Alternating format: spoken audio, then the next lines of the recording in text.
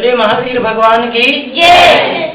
तो आज का जो ये कार्यक्रम है ज्ञान गोष्ठी इसका नाम है, और जैसा कि नाम है वैसा ही इसका काम भी होगा, क्योंकि यहाँ एक गोष्ठी की जा रही है इन छोटे छोटे बच्चों के द्वारा, जिसमें आपको जैन धर्म के मूलभूत सैद्धांतिक विषय बताए जाएंगे। सारे विषय तो नहीं छुए जा सकते थोड़ी देर में, लेकिन इन्होंने कुछ, ये हमारे पास 9 वक्ता हैं जिनमें 9 अलग अलग विषयों की जानकारी आपको मिलेगी, जिसमें कुछ द्रव्यानुयोग संबंधी है, कुछ चरणानुयोग संबंधी, कुछ कर्णानुयोग संबंधी, कुछ प्रथमानुयोग संबंधी। इस तरह से जिनागम का पूरा अभ्यास यहाँ पे हमको थोड़ी देर में देखने को मिलेगा।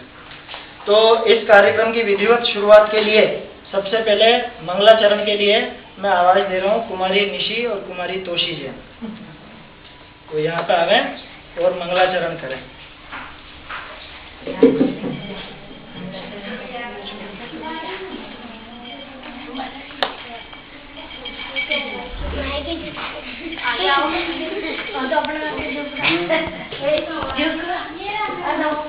बोलो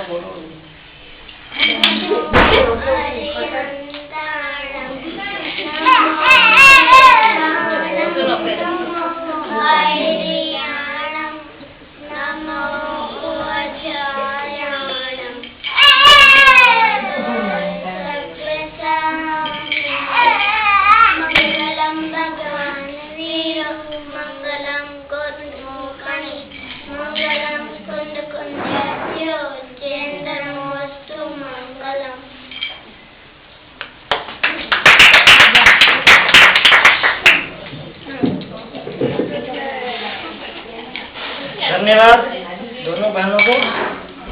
थोड़ा सा आपको मैं निर्देश ये देना चाहूँगा कि ये बच्चे हैं और इन्होंने अपनी तरफ से पूरा प्रयास किया है, इसलिए, और प्रयास भी मैं बता दूं कि ज़्यादा दिनों का नहीं है। किसी बच्चे की तो आज ही परीक्षा समाप्त हुई है और किसी को परीक्षा चालू होने वाली है, इसलिए आप ये नहीं समझें कि इन्होंने कुछ थोड़ी सी गलती कर दी या थोड़ा सा कुछ बोलने में कमजोरी रही, लेकिन ये अपनी ओर से पूरा प्रयास करेंगे। और मेरा मानना है कि ये आपको जैन सिद्धांत की काफी बारीक जानकारी भी यहाँ पे देने में समर्थ है। तो अब ज्यादा देर नहीं लगाते हुए मैं कार्यक्रम के पहले वक्ता के रूप में बुला रहा हूँ शुभम जैन।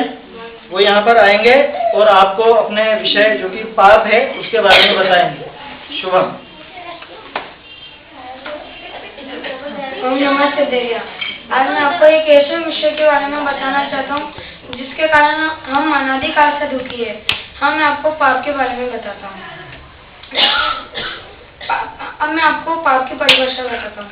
पाप दुख के कारण बुरे कार्य अथवा जो जीव को बुरे रास्ते में डालते हैं उसके पाप कहते हैं। पाप के 5 प्रकार होते हैं: हिंसा, झूठ, चोरी, कुशील, परिग्रह। अब मैं आपको हिंसा के बारे में बताता हूँ। हिंसा उसे कहते हैं किसी प्राणी को सताना, उसका दिल दुखाना और उसको मारना ही हिंसा कहलाती है। झूठ उसे कहते हैं जैसा देखा जाना सुना हो वैसा ही ना कहकर अन्यथा कुछ और कहना ही झूठ कहलाती है। चोरी किसी की पड़ी हुई, रखी हुई, गिरी हुई, भूरी हुई चीज को उठा लेना उसकी बिना उसकी आज्ञा से अथवा किसी को दे देना या अपने उपयोग में ले लेना ही चोरी कहलाती है। खुशी पढ़ाई, माँ बहन को बुरी नजर से देखना खुशी कहलाती है। परिग्रह रुपया, पैसा, मकान इत्यादि आदि जोड़ना परिग्रह कहलाता है। अब मैं आपको इनके भेद बताता हूँ। हिंसा के 2 भेद होते हैं: द्रव्य हिंसा, भाव हिंसा। द्रव्य हिंसा किसी दूसरे प्राणी को सताना, मारना और द्रव्य हिंसा कहलाती है। भाव हिंसा अपने मन में उत्पन्न होने वाले मोह, राग, द्वेष आदि भाव हिंसा कहलाती है। और बल्कि ये अपनी हिंसा है, बल्कि दूसरे की हिंसा नहीं है। अब मैं आपको परिग्रह के भेद बताता हूँ। परिग्रह के 2 भेद। परिग्रह के ऐसे तो 24 भेद होते हैं, लेकिन वो 2 भेदों में ही बटे हुए हैं: अंतरंग और बहिरंग। अंतरंग, अब मैं आपको अंतरंग के नाम बताता हूँ। अंतरंग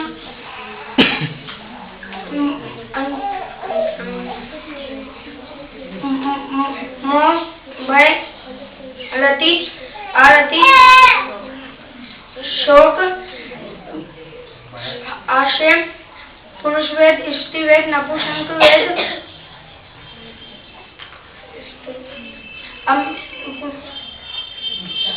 अब मैं आपको बयान के वेद बताता हूँ। रुपया कैसा मकान, रुपया वो कैसा मकान, सोना चांदी, क्षेत्र, वस्त्र बर्तन और इस तरह मैं अपनी बात समाप्त करता हूँ। इस तरह हमें पाप छोड़ देना चाहिए और सिर्फ भगवान बनना चाहिए।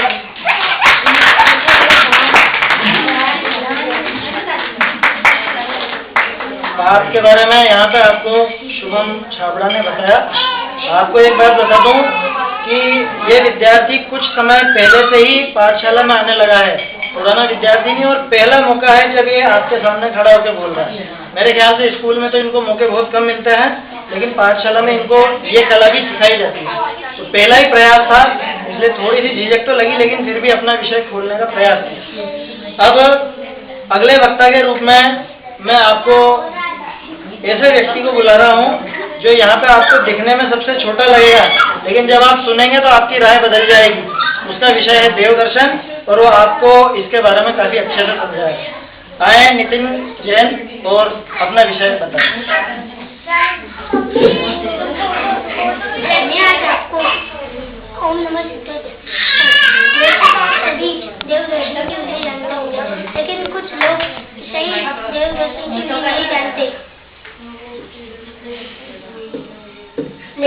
लोग सही देव दर्शन की विधि नहीं जानते। इस वजह से वो गलत देव दर्शन की विधि से दर्शन करते हैं। इसलिए मैं आपको सही देव दर्शन की विधि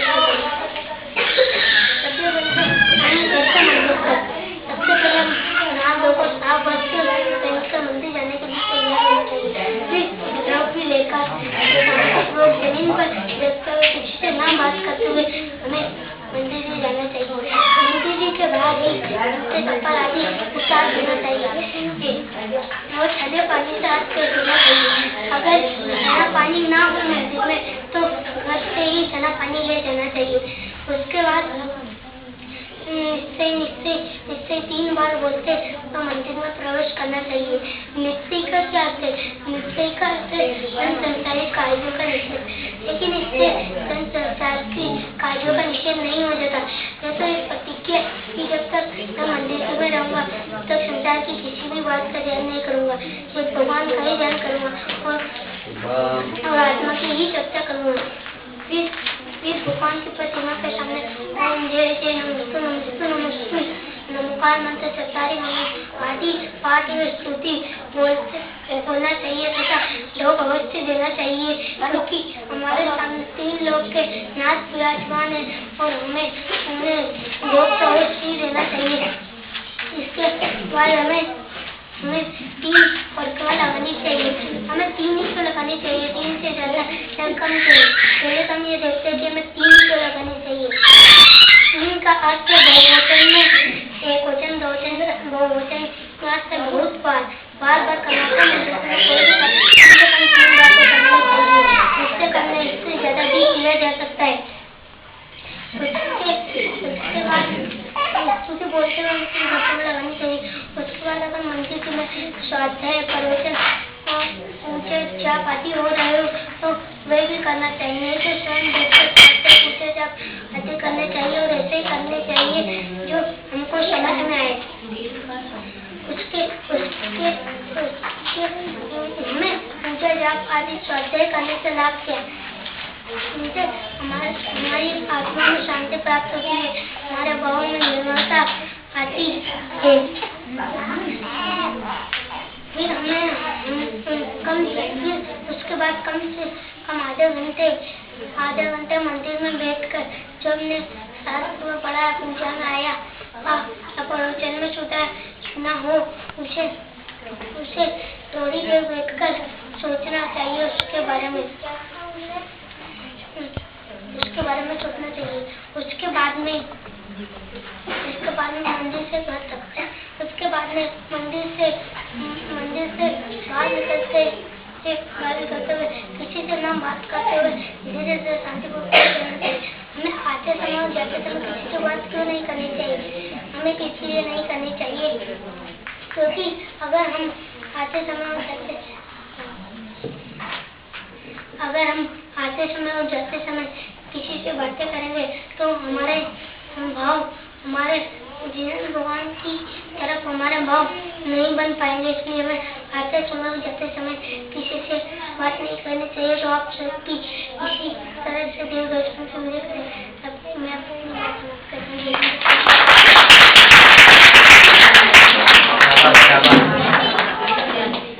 आपने देखा अभी देव दर्शन की विधि, वैसे तो सभी आप करते हैं, लेकिन खास बात जो इन्होंने बताई, एक तो 3 का क्या अर्थ है, 3 ही क्यों लगानी है, 3 से कम नहीं लगा सकते कि ज्यादा नहीं। और सबसे महत्वपूर्ण बात, मंदिर जाते समय या वहां से आते समय किसी से हमारी बातचीत नहीं हो तो ज्यादा बढ़िया है। इनका भी पहला ही अवसर है और आप देख सकते हैं ये अभी 5वीं क्लास में है, चौथी में 5वीं कक्षा में है मात्र, और यहाँ पे बोलने की शैली इनकी काफी अच्छी है, बिना घबराए अपनी बात पूरी बोल सकते हैं। इस तरह से देव दर्शन की विधि इन्होंने हमें बताई। अब मैं आपको गतियों के बारे में बताने के लिए बुला रहा हूँ कुमारी हर्षिता जी, वो आए और अपने विषय को स्पष्ट करें। ओम नमः सिद्धेश्वराय। यहाँ पर उपस्थित सभी छात्रों को मेरा जय श्री। मैं यहाँ ज्ञान गोष्ठी में आपकी गतियों के बारे में बताना चाहती हूँ। सबसे पहले गति किसे कहते हैं? जीव की अवस्था विशेष को गति कहते हैं। गति 4 प्रकार की होती है, मनुष्य गति, तेज गति, देव गति और नरक गति। अब मैं आपको इन 4 गतियों का स्वरूप बताना चाहती हूँ। मनुष्य गति, जब कोई जीव कहीं से मरकर मनुष्य धारण करता है तथा मनुष्य गति में जन्म लेता है और मनुष्य गति। तेज गति, जब कोई जीव कहीं से मरकर तेज धारण करता है तथा तेज गति में जन्म लेता है उसे तेज कहते हैं। और नरक गति, जब कोई जीव कहीं से मरकर नारकी का शरीर धारण करता है उसे नारकी कहते हैं। और देव गति, जब कोई जीव कहीं से मरकर देव शरीर धारण करता है उसे देव कहते हैं। अब मैं आपको इन 4 गतियों के भेद बताना चाहती हूँ। 4 गतियों के भेद। मनुष्य गति, मनुष्य 2 प्रकार के होते हैं, एक भोगभूमि के मनुष्य और कर्मभूमि के मनुष्य। अब मैं आपको तेज के भेद बताना चाहती हूँ। तेज 1 इंद्रिय, 2 इंद्रिय, 3 इंद्रिय, 4 इंद्रिय और 5 इंद्रिय होते हैं। इसमें 1 इंद्रिय है पृथ्वीकाय, जलकाय, अग्निकाय, वायुकाय, वनस्पतिकाय। इसमें वनस्पतिकाय के भी 2 भेद होते हैं, प्रत्येक वनस्पति और साधारण वनस्पति। अब मैं आपको देव के भेद बताना चाहती हूँ। देव 4 प्रकार के होते हैं, गंधर्ववासी, विमानवासी, भवनवासी और ज्योतिषी। और नरक के कोई भेद नहीं होते। अब मैं आपको इन 4 गतियों के दुख के बारे में बताना चाहती हूँ। 4 गतियों के दुख। मनुष्य गति, मनुष्य गति में जन्म होने से पहले माता के पेट में सिकुड़कर उल्टा पड़ा रहना पड़ता है, जहाँ वहाँ पर बहुत सुख होता है लेकिन वह किसी को पता नहीं चलता। जन्म होने पर भी कई बार तो मृत्यु हो जाती है और कई लोगों से ग्रस्त होना पड़ता है। विचार अपने विचार भावना भिन्न होने पर लड़ाई झगड़े होते हैं तथा अन्य। इसमें भी कभी कभी तो बुढ़ापे में अन्य रोगों से ग्रस्त होना पड़ता है। बुढ़ापे में अन्य रोगों से ग्रस्त होना पड़ता है तथा घर परिवार वाले नहीं सुनते हैं और जिसके कारण कभी तो धन में लाभ भी नहीं मिलता तथा मरण बुरा होता है। अब मैं आपको तेज गति के दुख बताना चाहती हूँ। तेज गति में किसी भी प्रकार की अनुकूलता नहीं रहती है तथा प्रतिकूलता भी नहीं होती है, प्रतिकूलता ही रहती है। अब तेज गति में तेंचों को छेड़ा जाता है, बेधा जाता है, बांधा जाता है और उन्हें भोजन ढोना पड़ता है। तेंचों को भोजन पानी कभी कभी तो मिलता है, कभी तो मिलता ही नहीं है। उन्हें यह बात बहुत कष्टप्रद होती है। अब मैं आपको नरक के वातावरण के दुख बताना चाहती हूँ।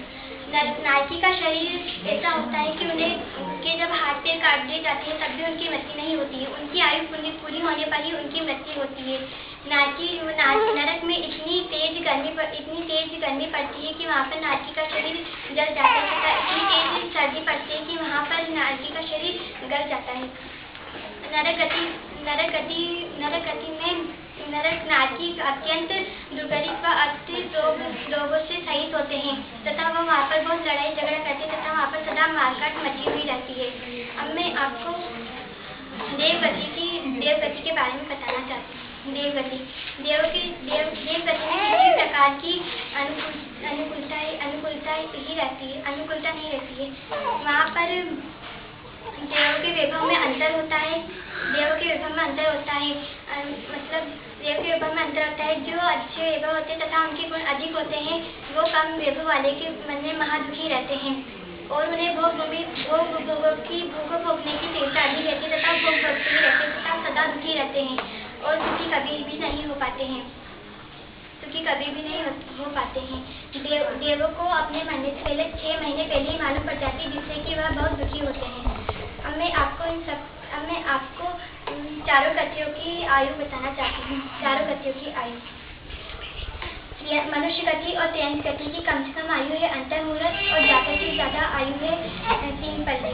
और नरक गति और देव गति की कम से कम आयु है 10,000 वर्ष और ज्यादा से ज्यादा आयु है 33 साल। ज्यादा से ज्यादा आयु है 33 साल। अब मैं आपको पंचम गति और सिद्ध गति के बारे में बताना चाहती हूँ। जब हम अपनी आत्मा की साधना करते हैं तथा चतुर्गति के बंधनों से छूट जाते हैं और अपना अविनाशी सिद्ध पद पा लेते हैं, तो हम पंचम गति अर्थात सिद्ध गति में पहुंच जाते हैं तथा हम भी ऐसा ही करते हैं।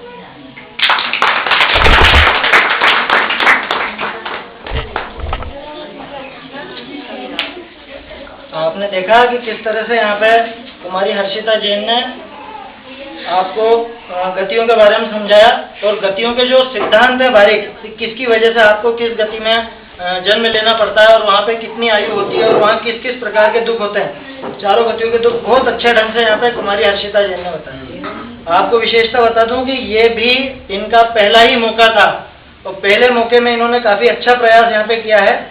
मुझे लगता है अभी मैं अगर आपको गतियों पर विषय बोलने के लिए दूं तो शायद आप ऐसा बोल पाए या नहीं भी बोल पाए।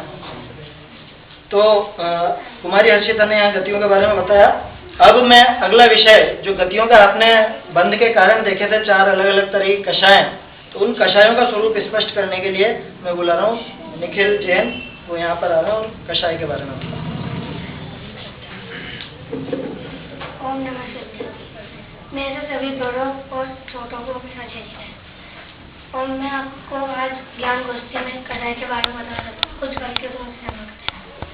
आज मैं आपको कषाय के जगह तो बता रहा हूँ। जो आदमियों को कषाय अर्थात दूध दे उसे कषाय कहते हैं। और कषाय का दूसरा नाम राज के जगह तो किसी चीज को बड़ा जानकर उसको जाने रखते हैं जब उत्पन्न होता है। और किसी चीज को बुरा जानकर दूर करने का भाव और तो उसे द्वेष कहते हैं। अगर मैं कषाय उत्पन्न होती हूँ तब मिथ्या के कारण सर्वदा से अनेक भाषित होते हैं। जब कषाय उत्पन्न होती है और अब कषाय मिथ्या कैसे तत्व ज्ञान के अभ्यास से मिथ्या भाषित नहीं होते हैं जब कषाय मिट जाती है। अब मैं आपको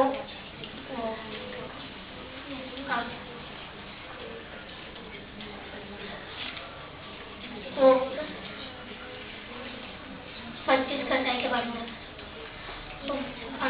अनंतानुबंधी के 4 वेद और मन माया अत्यकानुबंधी के भी 4 वेद और माया अत्यकानुबंधी के भी 4 वेद और मन माया और के भी 4 वेद और मान माया और 9 कषाय प्रगति शोक जोसा और स्थिति वेद गुरु वेद कषाय वेद और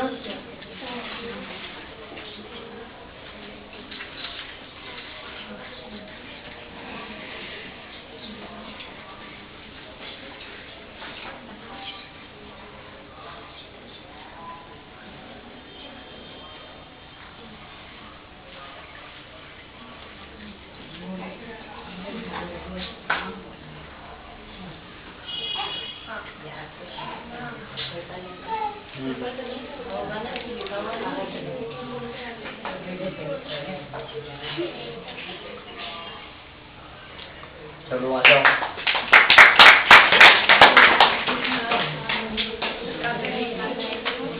निखिल सेठी ने आपको कषायों के बारे में बताया, हालांकि थोड़ा सा अटक गए बीच में, पूरा विषय स्पष्ट नहीं कर पाए, लेकिन फिर भी इन्होंने प्रयास किया इसको बताने का। अब आगे मैं आपको एक महत्वपूर्ण विषय के बारे में यहाँ पे अगला विषय जो है वो काफी महत्वपूर्ण है, भक्ष और अभक्ष, जिसे हम जिसके बारे में विचार भी करते हैं और काफी उससे बचने का प्रयास भी करते हैं। तो उसमें आशा है आपके कुछ न कुछ ज्ञान की वृद्धि अवश्य होगी। इस विषय को स्पष्ट करने के लिए मैं बुला रहा हूँ कुमारी मोनिका जैन।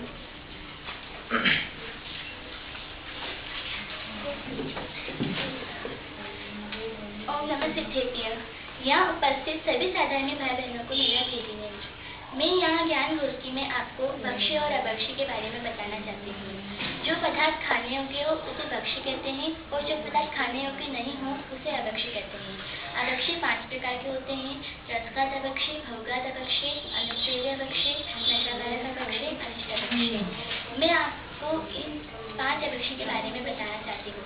रसघात अभक्ष्य: जिन पदार्थों को खाने से 10 जीवों का घात होता हो उन्हें रसघात अभक्ष्य कहते हैं, जैसे 5 नंबर फल, मांस, मधु, हृदय इत्यादि। भोगात अभक्ष्य: जिन पदार्थों को खाने से बहुत से स्थावर जीवों का घात होता हो उन्हें भोगात अभक्ष्य कहते हैं, जैसे आलू, प्याज, लहसुन, गाजर, मूली आदि कंदमूल। अनुसेव्य अभक्ष्य: जो पदार्थ भले पुरुषों के सेवन करने योग्य नहीं हो उसे अनुसेव्य अभक्ष्य कहते हैं, जैसे लाल, मलमूत्र इत्यादि। नशाकारक अभक्ष्य: जिन पदार्थों के सेवन से नशा होता हो, विवेक नष्ट हो जाता हो और व्यक्ति पागल सा हो जाता हो उसे नशाकारक अभक्ष्य कहते हैं, जैसे शराब, तंबाकू, सिगरेट, भांग, गांजा इत्यादि। अनिष्ट अभक्ष्य: जो पदार्थ भले पुरुषों के सेवन करने योग्य नहीं हो, जो वस्तु शुद्ध होने पर भी अपने स्वास्थ्य के लिए हानिकारक है, हमारी शांति भंग करने वाली है तथा आत्म कल्याण में बाधा पहुंचाती है, उसे अनिष्ट अभक्ष्य कहते हैं। जैसे किसी को डायबिटीज हो रहा हो तो उसे शक्कर नहीं खानी चाहिए, जैसे किसी को जुकाम हो रहा हो तो उसे ठंडी चीजें नहीं खानी चाहिए। मैं आपको एक विशेष बात बताना चाहती हूँ कि शक्कर हमारे लिए अभक्ष्य नहीं है। जिसे डायबिटीज हो रहा उसके लिए शक्कर अभक्ष्य है। रसघात व भोगात ये दोनों हिंसा मूलक अभक्ष्य है। नशाकारक और अनुसेव्य ये असभ्यता मूलक अभक्ष्य है। अनिष्ट ये अस्वास्थ्यकर अभक्ष्य है। ये सबके लिए अभक्ष्य नहीं होता। जिसे जिस पदार्थों के द्वारा नुकसान होता हो उसके लिए यह पदार्थ अभक्ष्य है। मैं आपको 22 अभक्ष्य के नाम बताती हूँ। ओला, द्विदल, रात्रि भोजन, बहुटीजा, बैंगन, मर्यादा के बाहर का अचार, मुरब्बा, बड़ का फल, पीपल का फल, उमर का फल, कटूमर का फल, पाकर फल, अचान फल, कंदमूल, मिट्टी, विष, मांस, शहद, मक्खन, शराब, वृक्षफल, बर्फ, चरित्र। अब मैं आपको एक विशेष अभक्ष्य के बारे में बताना चाहती हूँ, जिसका सेवन हम नहीं जानने के कारण करते हैं और बहुत ज़्यादा पाप पाते हैं। वह अभक्ष्य द्विदल। द्विदल किसे कहते हैं? द्विदल अर्थात जिस पदार्थ में भी 2 दल यानी 2 फाड़ होते हैं, ऐसे अनाज, चने, मूंग, उड़द आदि दालें, मटर आदि वनस्पति, काजू, बादाम आदि सूखे मेवे आदि को द्विदल कहते हैं। और जब इन्हें सीधे ही या इन्हें पीसकर बेसन आदि बनाकर जब दूध, दही, छाछ व मावा चाहे वह कच्चे हो या पक्के, इन्हें मिलाकर खाया जाता है तब द्विदल का दोष लगता है और बहुत जीवों की हिंसा होती है, क्योंकि जब ये हमारे लार से मिलते हैं तो बहुत सारे त्रस्त जीव पैदा होते हैं और हमारे खाने से उनकी हिंसा होती है। ये तो आप जानते ही हैं कि 10 जीवों के कलेवर को मांस कहते हैं। यानी देखा जाए तो द्विदल आलू, प्याज आदि खाने से भी ज्यादा पापमय है। मैं आपको द्विदल के कुछ उदाहरण बताती हूँ। छाछ की कड़ी, दही बड़े, दूध में काजू, बादाम आदि। इस प्रकार हमें द्विदल अभक्ष्य का सेवन नहीं करना चाहिए और ये बहुत बड़ा अभक्ष्य है और हमें बाकी अभक्ष्य का भी सेवन नहीं करना चाहिए और हमें अपनी आत्मा को इतना पवित्र बना लेना चाहिए कि उसमें अभक्ष्य खाने का भाव भी पैदा न हो। इसी भावना से मैं विराम लेती हूँ। भक्ष की काफी सुंदर मीमांसा यहाँ पे कुमारी मोनिका ने प्रस्तुत किया आपके सामने। तो आपको काफी कुछ समझ में भी आया होगा कि किस किस प्रकार के अभक्ष होते हैं और हम भूलवश किस किस का सेवन करते रहते हैं, तो वो हमें छोड़ना चाहिए, उससे बचना चाहिए। अब थोड़ा सा सैद्धांतिक विषय की तरफ बढ़ते हैं। अब द्रव्य, जो कि एक गंभीर विषय है, उसे समझाने के लिए मैं बुला रहा हूँ रवि जैन।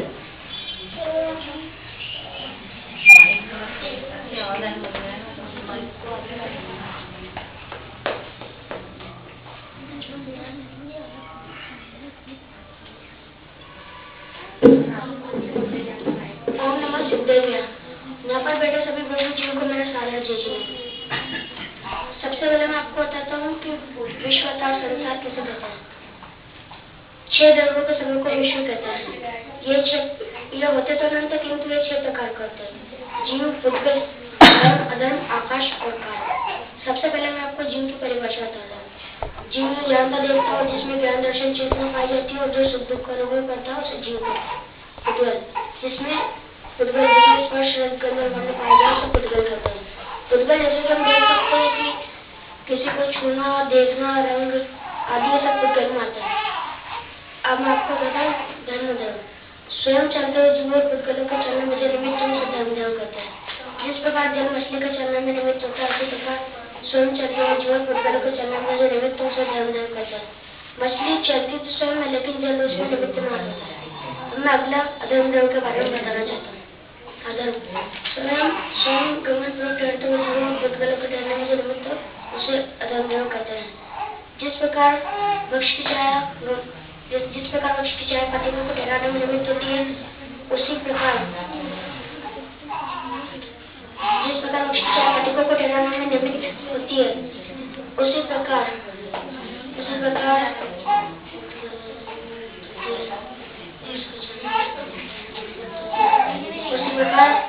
स्वयं गमन पूर्वक ठहरते हुए भूतगलों को ठहराने में जो निमित्त हो वही अधर्म है। व्यक्ति चलते चलते ठहरता तो खुद है, लेकिन वृक्ष की छाया में निमित्त मात्र होती है।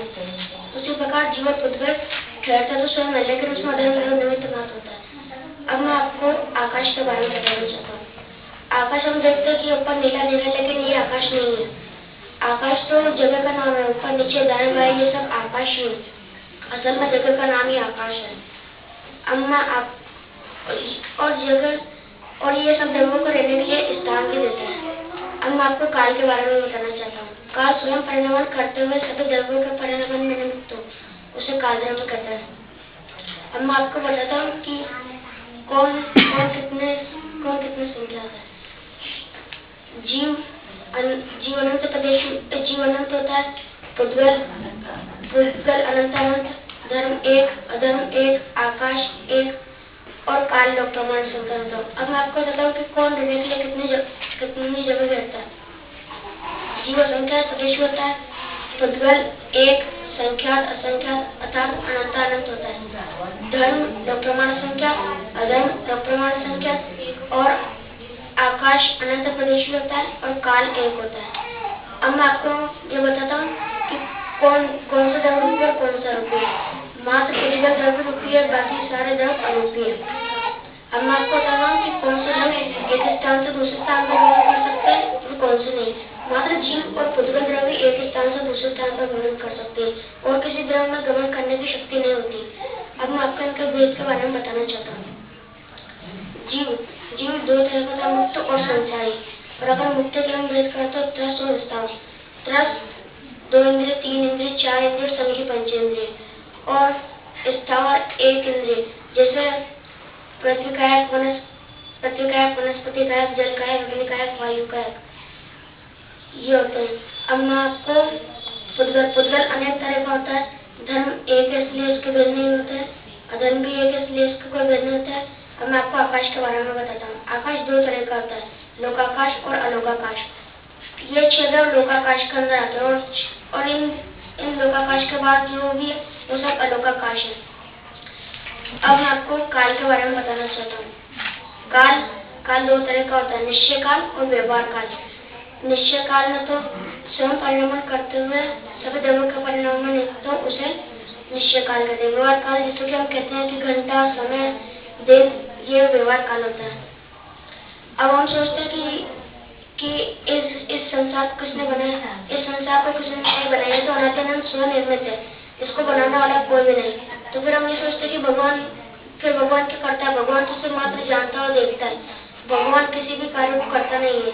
और मैं बताता हूँ कि कोई भी द्रव किसी भी द्रव का कार्य नहीं करता। कोई भी द्रव किसी भी कार्य नहीं करता है। कोई भी द्रव किसी का कार्य नहीं करता है। और इस तरह अपनी बात समाप्त करता हूँ। जय जय। अभी जैन ने यहाँ पर द्रव्यों के बारे में आपको बताया, सुंदर प्रस्तुतिकरण था। एक जगह थोड़ी सी चूक हुई है, मैं आपका ध्यान दिलाना चाहता हूँ। मुक्त जीव के भेद जो इन्होंने बताए थे वो संसारी के भेद थे, लेकिन वो बोलने में हो जाता है कई बार, और ये इनका पहला प्रयास था। आप देख सकते हैं पहले प्रयास वाले विद्यार्थी हमारे काफी अच्छा बोल लेते हैं, तो जब ये आगे और पढ़ेंगे तो इनका कितना विकास होगा आप अनुमान लगा सकते हैं। अब मैं आपको एक और महत्वपूर्ण विषय जो हमारे श्रावकों के लिए है उसके बारे में बताने के लिए बुला रहा हूँ भाई आदिश जैन को। वो आएंगे और आपको श्रावक के 6 आवश्यकों के बारे में बताएंगे। ओम नमः सिद्धेभ्य। यहाँ उपस्थित सभी साधर्मी भाई बहनों व छोटे बड़ों को मेरा सादर जय जय है। मैं आज यहाँ ज्ञान गोष्ठी में श्रावकों के 6 आवश्यकों के विषय में बताना चाहता हूँ। आत्मा को समझकर उसमें लीन होना ही निश्चय से आवश्यक है।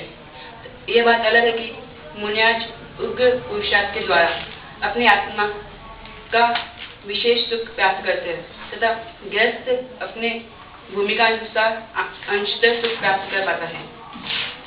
मोक्ष मार्ग पर चलने वाले सम्यक दृष्टि श्रावकों के आंशिक शुद्धि रूप निश्चय से आवश्यक के साथ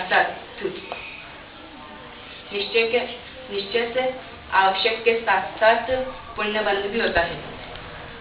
इसे हम व्यवहार आवश्यक कहते हैं। इसके 6 भेद होते हैं: देव पूजा, गुरु उपासना, स्वाध्याय, संयम, तप एवं दान। अब मैं आपको परम नंदी पंचविसिका के ज्ञान का एक छंद सुनाना चाहता हूँ। देव पूजा, गुरु उपासि, स्वाध्याय, संयम, तप, दान चेति कर्माणि दिने दिने। अब मैं आपको इनका संक्षिप्त परिचय बताना चाहता हूँ। यानी श्रावक के योग के आंशिक शुद्धि ही निश्चय से देव पूजा है तथा सच्चे देव का स्वरूप समझकर उनके गुणों का इस्तेमाल करना ही व्यवहार से भाव देव पूजा है। यानी श्रावक विद्यार्थता और सर्वज्ञता आदि गुणों का इस्तेमाल करते हुए विधि पूर्वक अष्ट द्रव्यों से पूजन करता है, उसे द्रव्य पूजा करते हैं। इसी प्रकार ज्ञानी श्रावक के योग की आंशिक शुद्धि ही निश्चय से गुरु की उपासना तथा गुरु का सच्चा स्वरूप समझकर उनकी उपासना करना ही व्यवहार से गुरु उपासना है। और ज्ञानी श्रावक के योग आंशिक शुद्धि ही निश्चय से स्वाध्याय है तथा जिन्हें भगवान द्वारा कहे गए सत्यों का निरूपण करने वाले शास्त्रों का मनन करना ही व्यवहार से स्वाध्याय है। यह तो 3 हुए। अब मैं आपको बाकी के 3 बताना चाहता हूँ। यानी श्रावक के आंशिक शुद्धि ही निश्चय से संयम है तथा उसके साथ होने वाले भूमिका अनुसार हिंसा से वृत्ति एवं इंद्रिय निग्रह ही व्यवहार संयम है। यानी श्रावक के योग्य आंशिक शुद्धि और शुभाशुभ इच्छाओं का निरोध अर्थात उत्पन्न नहीं होना ही निश्चय से तप है एवं उसके साथ होने वाले अंशन आदि संबंधी शुभ भावों को ही व्यवहार से तप कहा जाता है। ज्ञानी श्रावक के योग्य आंशिक शुद्धि व अपने को निश्चय से शुद्धता का दान देता है तथा स्वपद के अनुग्रह के लिए धनादि देना ही व्यवहार से दान है। व्यवहार से दान 4 प्रकार के होते हैं। पहला आहार दान, दूसरा ज्ञान दान, तीसरा औषधि दान, चौथा अभय दान। अब मैं आपको निश्चय और व्यवहार आवश्यक में अंतर बताना चाहता हूँ। निश्चय आवश्यक तो धर्म परिणति है, अतः ये बंध के अभाव का कारण है तथा व्यवहार आवश्यक पुण्य बंध का कारण है। यह सच्चे ज्ञानी श्रावक जीव को ही होता है तथा यह व्यवहार आवश्यक अज्ञानी जीव को भी होता है। अब मैं आपको एक विशेष बात बताना चाहता हूँ। देव पूजन आदि करने का भाव अज्ञानी जीव को भी होता है तथा मन कषाय और शुभ भाव अनुसार पुण्य बंध भी होता है, पर इसे सच्चा धर्म नहीं कहा जा सकता।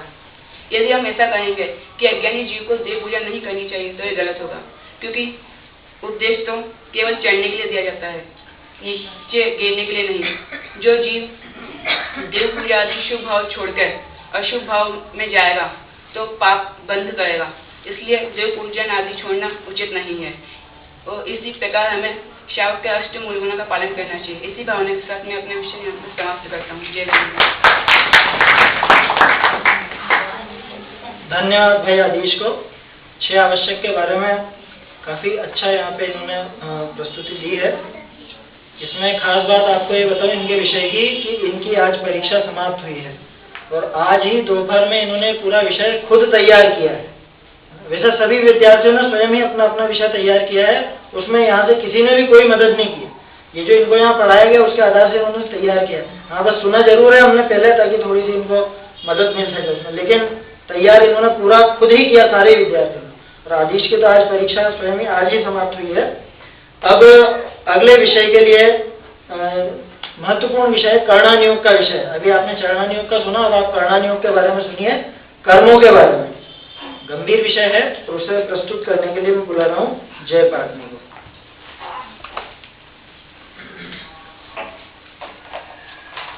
यहाँ पर उपस्थित निकट भव्यों को मेरा सादर जय जय। आज मैं आपको इस ज्ञान गोष्ठी में एक ऐसे विषय के बारे में बताना चाहता हूँ जिसके कारण हम इस संसार में अनादिकाल से घूम रहे हैं, भटक रहे हैं, और अगर ये नहीं छूटेंगे तो हम अनादिकाल तक भटकते रहेंगे। जी हाँ, यह है कर्म। सबसे पहले मैं आपको बताता हूँ ये कर्म होते क्या है। मोर आदेश आदि विकारी भावों का निमित्त पाकर कर्मण वरना कर्म रूप परिणमित हो जाती है, उन्हें कर्म कहते हैं। अब मैं आपको इनके भेद बताता हूँ। कर्म के 2 भेद होते हैं, घातीय और अघातीय। ये घातीय और अघातीय कर्म क्या होते हैं? घातीय कर्म जो जीव के अन्नजीवी गुणों का घात कराने में निमित्त हो उन्हें घातीय कर्म, और अघातीय कर्म जो जीव के अन्नजीवी गुणों का घात कराने में निमित्त ना हो उन्हें अघातीय कर्म। अब मैं आपको इनके भेद बताता हूँ। घातीय कर्म के 4 भेद होते हैं, ज्ञानावरण, दर्शनावरण, मोहनी, अंतराय। और अघातीय कर्म के भी 4 भेद होते हैं, आयु, नाम, गोत्र, वेदनी। अब मैं आपको इनकी परिभाषा बताता हूँ। ज्ञानावरण जब आत्मा स्वयं अपने ज्ञान गुण का घात करे, अर्थात ज्ञान शक्ति को व्यक्त नहीं करे, उस कर्म के उदय को ज्ञानावरण कहते हैं। दर्शनावरण जब आत्मा स्वयं अपने दर्शन गुण का घात करे, अर्थात ज्ञान शक्ति को व्यक्त नहीं होने दे, उस समय उसके कर्म के उदय में उसको ज्ञानावरण दर्शनावरण कर्म कहते हैं।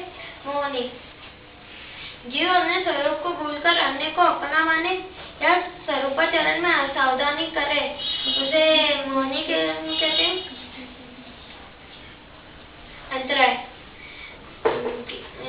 वो जीव के ज्ञान, लाभ, भोग, उपभोग और वीर्य के बीच में जिस कर्म का उदय निमित्त होता है उन्हें ज्ञानावरण कर्म कहते हैं, उन्हें मोहनी कहते हैं, अंतराय कहते हैं।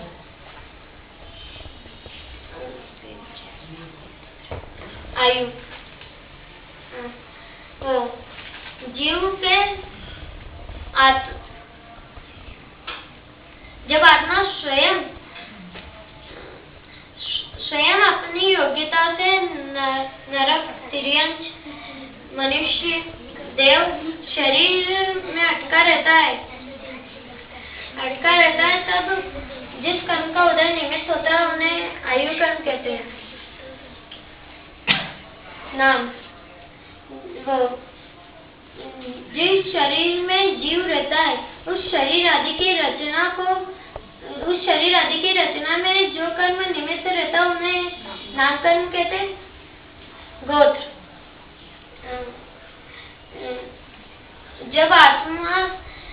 जब जीव नीच या उच्च गोत्र में पैदा होता है, जब उसमें जिस कर्म का उदय निमित्त होता है उन्हें गोत्र कर्म कहते हैं। और मोहनी हाँ वेदनी जब आत्मा स्वयं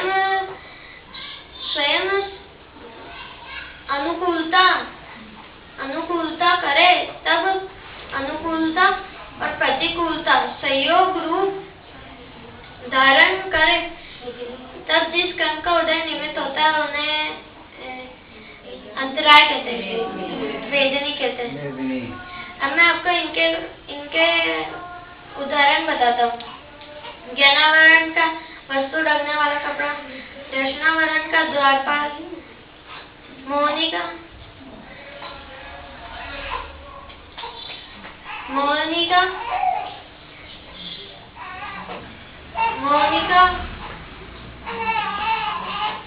शराब, अंतराय का खजांची, आयु का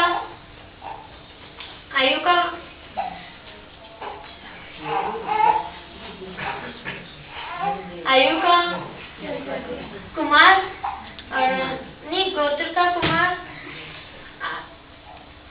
वेदनी का शहद लिपटी तलवार और नाम का चित्रकार। अब मैं आपको इनके भेद बताता हूँ। ज्ञानावरण के 5 भेद होते हैं, दर्शनावरण के 9 भेद होते हैं, मोहनी के 2 भेद होते हैं, दर्शन मोहनी और चारित्र मोहनी, और इन दोनों को मिलाकर इनके भेद मिलाकर 28 भेद होते हैं, और अंतराय के 5 भेद होते हैं।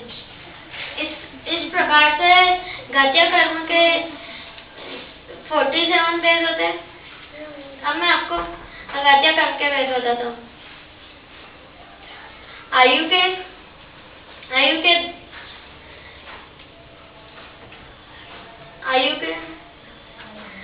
4 भेद होते हैं। नाम के आयु के 4 भेद, नाम के 93 भेद, गोत्र के 2 भेद और वेदनी के भी 2 भेद। अब मैं आपको ये सब जो हमने देखे ये तो द्रव्य कर्म थे। अब मैं आपको भाव कर्म और नौ कर्म के बारे में बताता हूँ। द्रव्य कर्म, भाव कर्म, मोर आदेश आदि भावों का निमित्त पाकर कर्मण वरना कर्म रूप परिणमित हो जाती है, उन्हें भाव कर्म कहते हैं। और नौ कर्म, शरीर तथा शरीर से संबंधित अन्य पदार्थ को नौ कर्म कहते हैं। अब मैं आपको कर्म के संबंधी के बारे में भूल बताना चाहता हूँ। कर्म के बारे में अधिकांश जीव ये समझते हैं कि कर्मों ने उन्हें बांध रखा है, कर्मों ने उन्हें दुखी कर रखा है, लेकिन ऐसा नहीं है। कर्मों ने उन्हें बांध नहीं रखा, वो तो खुद ही दुखी है। कर्म तो सिर्फ उसमें निमित्त है और हमें भी जल्दी कर्म को छोड़ना चाहिए।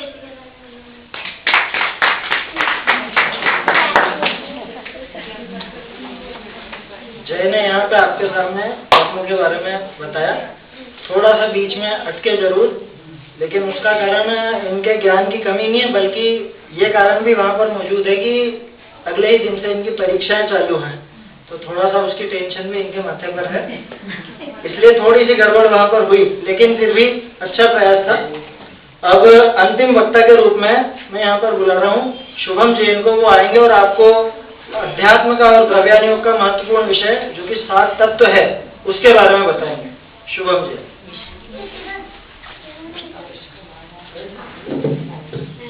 यहाँ पर उपस्थित सभी सहधर्मी भाइयों और बहनों को मेरा जय जय।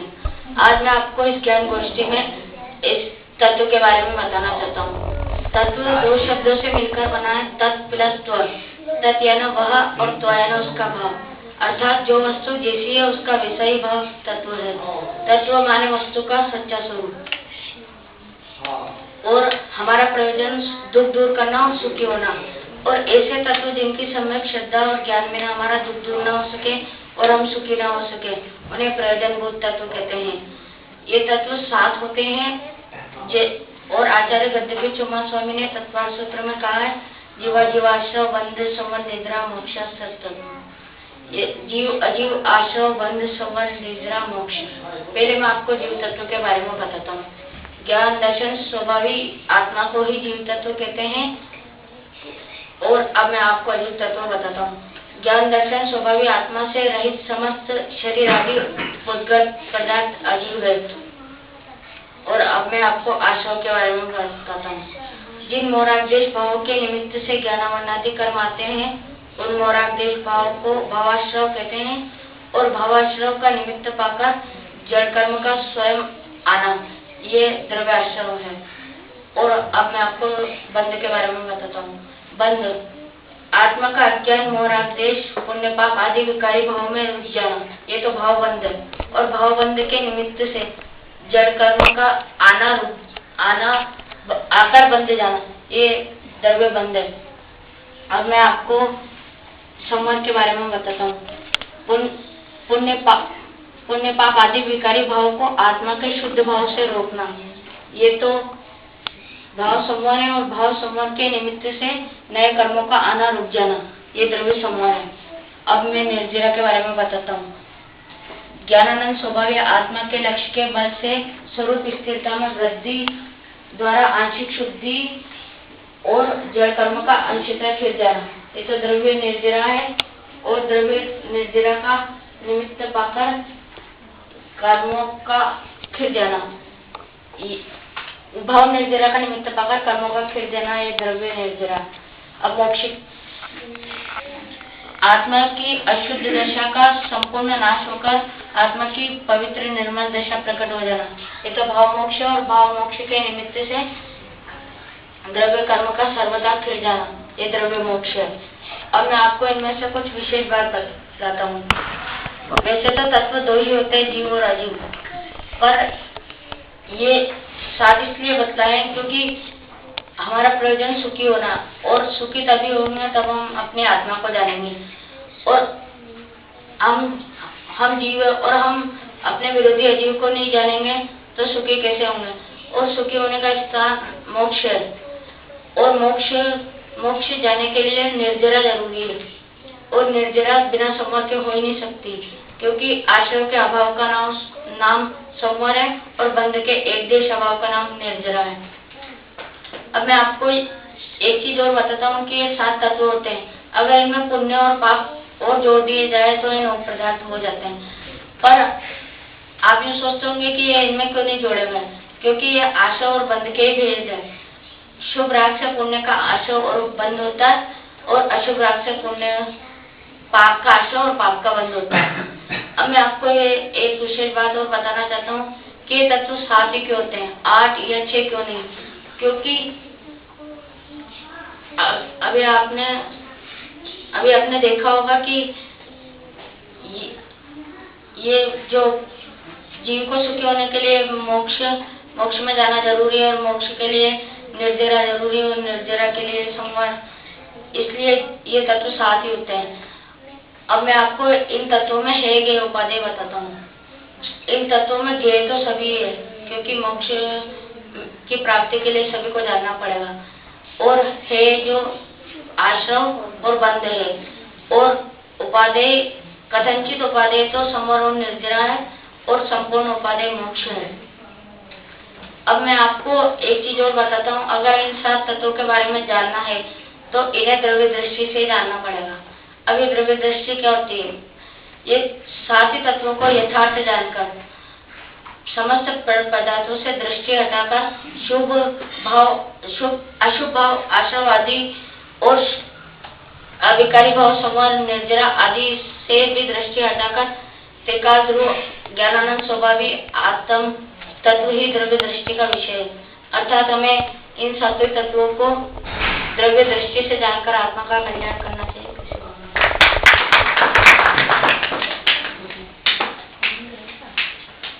बहुत बहुत धन्यवाद भाई शुभम को।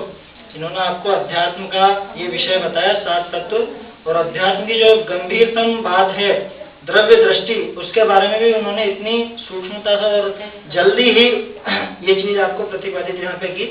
तो इसमें आप समझ सकते हैं कि ये चीज रटने वाली नहीं है, ये रट के नहीं बोली जा सकती है। ये जो चीज इन्होंने अभी यहाँ पर कही है, ये समझे बिना नहीं कही जा सकती। आप समझ सकते हैं कि इन्होंने किस तरह से इस चीज को समझा हुआ है।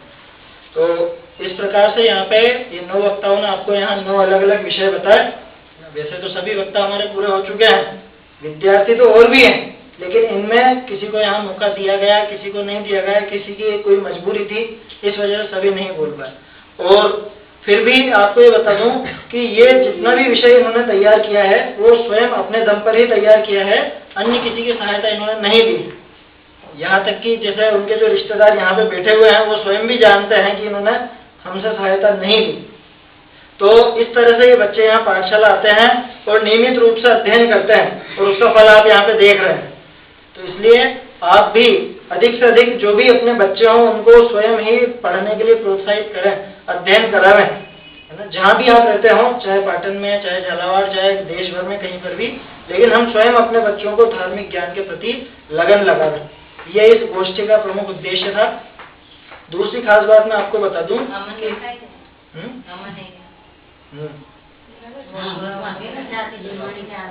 हाँ, अब एक इन सभी वक्ताओं के बाद इनसे सबसे छोटे वक्ता को मैं यहाँ पर बुलाना चाह रहा हूँ। वो थोड़ी कुछ बात आपको यहाँ पर बताएंगे।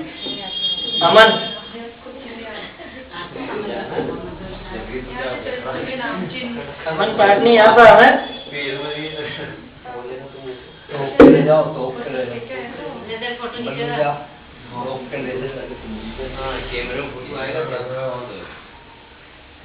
तो वो भी शर्मा रहे यहाँ पे, लेकिन होनहार बच्चे सभी, छोटे बच्चे जो भी आते हैं यहाँ पाठशाला में वो सभी होनहार हैं और होनहार अपने आप हो ही जाते हैं, नहीं भी हो तो हो जाते हैं, क्योंकि यहाँ पर उनको पुण्य इस तरह का विशेष लगता है जिससे ज्ञान निश्चित ही बढ़ता ही, घटता कुछ भी नहीं। तो इस प्रकार से ये गोष्ठी यहाँ पे संपन्न हुई।